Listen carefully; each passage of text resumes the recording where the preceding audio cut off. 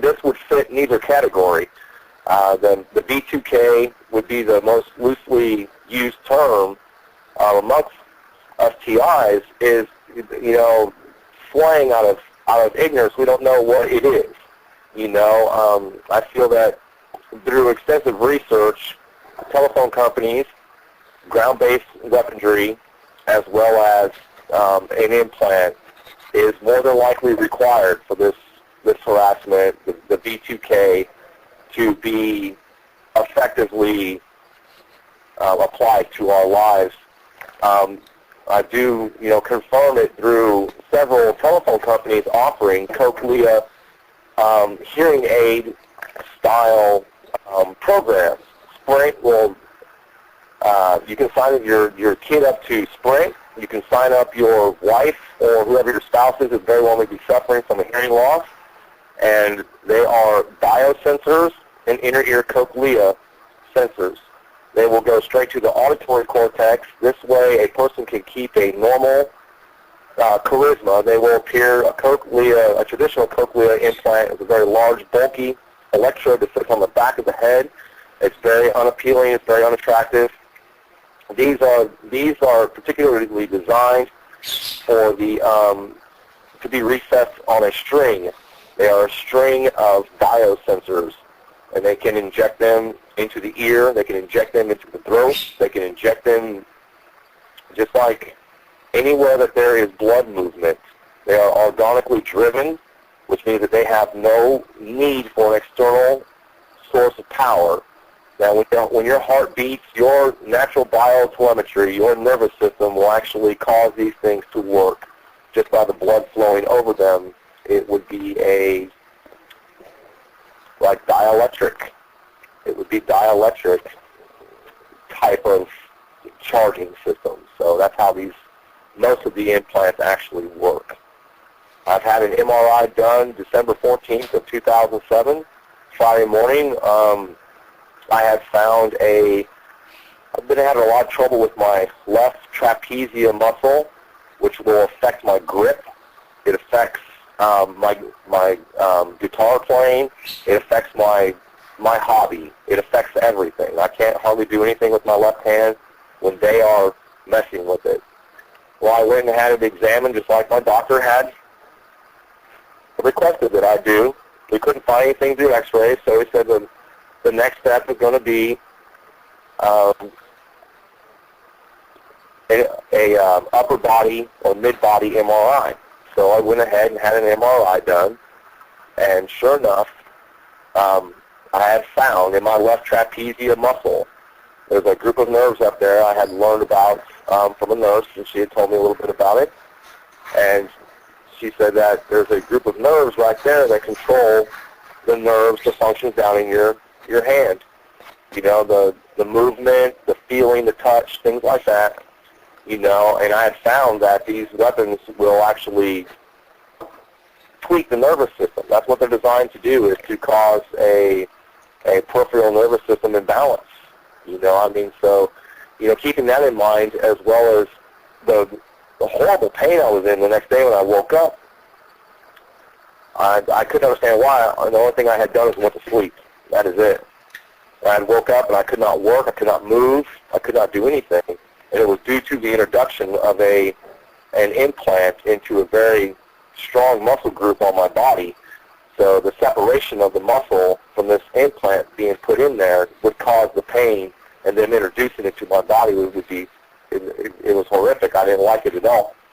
I had tried pain medication and everything else, and unfortunately, the way that they're actually able to counteract or counteract any type of or eclipse the effect of medications and things like that is due to focusing on our perceptual area. The nervous system is just one area of interest. You know, it is the main interest. They can charge and fill it up. You know, with exterior energy, they can amplify it, causing all kinds of imbalances, throwing our secretions off, you know, which will make people appear to be aggravated, being stressed out. If they get to the point of being stressed out, they can actually have a heart attack. They can have, they can go into seizures. They can have convulsions. functions, things like that. Neuron duplication is, achievable through an implant. Dr. Ted Berger from the University for UCLA in Southern California has made an implant that is the size of a piece of rice, and it is a computer. It is encased in it is a computer chip. It is encased in silicone, and it is for the recreation of memories, as well as, they say neuroprosthesis. So this thing is designed to actually recreate memories. I've sent out, tons of information on this over the groups, James? like that, letting people know. Mr. Frank Tong out of Nashville, Tennessee, Vanderbilt University has designed a cognitive computer program. James, can I ask you a question? Yes. The recreation of memories, wouldn't that be considered a mind control tactic? Yes, ma'am, most definitely. For every single thing, that's what my long journey is for, is to prove that for every, prosthetic thing that we have of a loss, if a healthy person, as myself and you, being progressive members in society, we do not show, and before the targeting, we do not show any ailments or any underlying symptoms of any type of disorders or being dysfunctional in society. We do not have a background history of trouble. We are, a byproduct of suffering, gang stalking, and complete sociological illiteracy.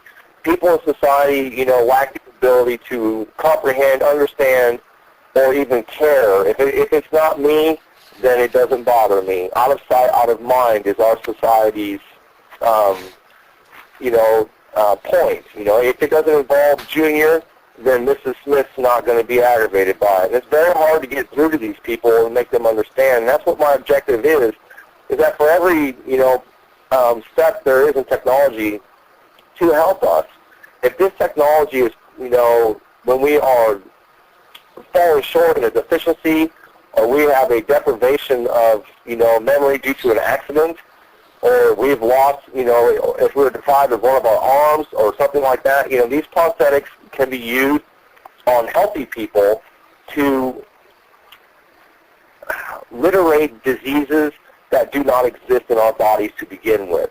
To say, like myself, I've never had skin lesions. I've never had, the only thing that I've ever been diagnosed with is hypoglycemia, and it's a pancreatic secretion deficiency.